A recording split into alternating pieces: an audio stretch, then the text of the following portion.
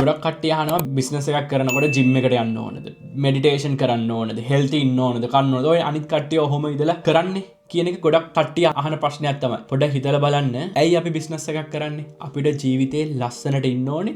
අපිට ප්‍රශ්න නැතුව අපිට නිදහසේ ෆ්‍රීඩම් එක ඕන හන්ද තමයි අපි බිස්නස් එකක් කරන්නේ. ඉතින් එහෙම කරනකොට ඔයාට පුළුවන් ද ලෙඩෙක් වෙන්න. ඔයාට පුළුවන් ද මානසික රෝගියෙක් වෙන්න. ඔයාට පුළුවන් ද දරා ගැනීමේ හැකියාව අරගන්න. ඉතින් මේ ටික හින්දා තමයි අපි ඒ දේවල් කරන්නේ. ඒකයි කියන්නේ ජිම් එකකට යන්න, මෙඩිටේෂන් කරන්න, මේ දේවල් පැක්ට්‍රිස් කරන්න කියලා කියන්නේ ඒ දේ හන්ද. එහෙම කරනකොට ඔයාට සල්ලි හම්බෙනවා, ඔයාට මානසික නිදහස හම්බෙනවා, ඔයා අනිත් සාමාන්‍ය මිනිස්සෙක්ට වඩා 10 ගුණයකින් thinking pattern එක වැඩි වෙනවා, ඔයා මිනිසුන්ට උදව් කරන්න ගන්නවා, ඔයාට best body එකක් තියෙනවා, ඔයාට හිතා ගන්න බැරි විදිහට ඔයාගේ ජීවිතේ ලස්සන වෙනවා.